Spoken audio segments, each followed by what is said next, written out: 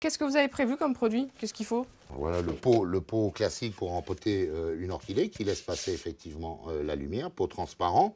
Un pot effectivement qui est avec de nombreuses perforations qui vont éviter effectivement d'avoir une humidité stagnante qui ne serait pas favorable à l'orchidée. Et puis après, bah, effectivement, on peut finir la déco avec un cache-pot et mettre son orchidée dans le cache-pot. Bah alors, je vous propose, vous en choisissez une pour moi à rempoter, une pour vous, et moi je fais tout comme vous. Je vous suis.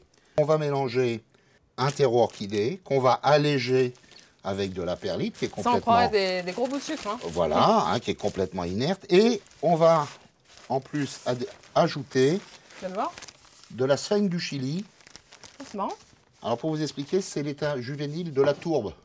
Donc on va effectivement bien la mouiller. Donc ça, c'est de là. Ça, c'est de la perlite. Donc ça apporte aussi la légèreté. Je mets, vous dites stop. Allez-y. C'est un matériau très très fin. Parfait. Là, on mélange. Donc on voit qu'on commence à obtenir quelque chose qui est bien léger, bien aéré. Et là, on va rajouter du mélange orchidée. Il a quelle tête? On voit qu'on est plus proche d'un terreau, mais qu'on est quand même avec des écorces de pin. Donc on est aussi avec des très très gros éléments. On va mélanger tout ça. On amalgame bien sûr au maximum tous les éléments. Et on voit que c'est pas compact. Voilà, c'est pas du tout compact. On peut vérifier l'humidité en pressant un petit peu comme ça. On sent une certaine humidité. Les mains restent un peu humides. Le rempotage, ça va être aussi pour l'orchidée un grand nettoyage. Les tuteurs qui restent, ok, bah alors moi je vais faire tout on comme supprime. Donc là, effectivement, au dépotage, alors, souvent ça se retire bien. Si jamais on a un problème, on tapote le pot à l'envers. Là, on essaye de retirer au maximum. Vous allez avoir un peu plus de travail, Tatiana. Donc tous les éléments, on va démêler gentiment, sans abîmer bien sûr les racines. Ici, on voit bien les deux vieilles hampes florales. On voit que c'est particulièrement sec. Donc là, on va les supprimer complètement. Donc avec un sécateur, on va retirer toutes les racines sèches.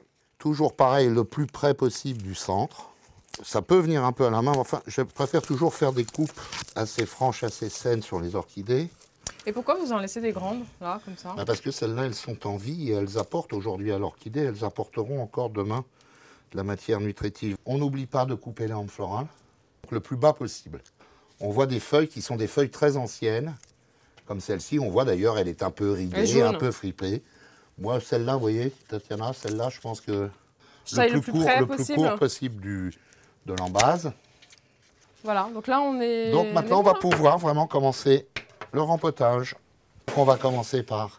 On en met au fond. Voilà, bien remplir le fond sans tasser.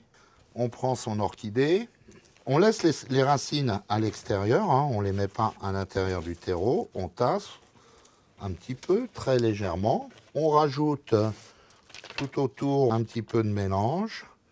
Le geste important à la fin, on la rechausse un petit peu et on la tapote un petit peu comme ça pour faire descendre les éléments entre les racines. La particularité des orchidées, lorsqu'on fait le rempotage, on ne l'arrosera que dans 1 semaine à 2 semaines. On va simplement donc la brumiser comme ceci, en n'ayant pas peur, bien sûr, de mouiller les racines aériennes. Et surtout, pas d'engrais avant 2 mois. On va finir la décoration. On va la mettre dans son cache-pot et on va la placer à l'endroit où on souhaite dans la maison. Et comme j'ai bien tout compris et suivi, Marc, j'ai envie de dire rendez-vous dans 2-3 ans.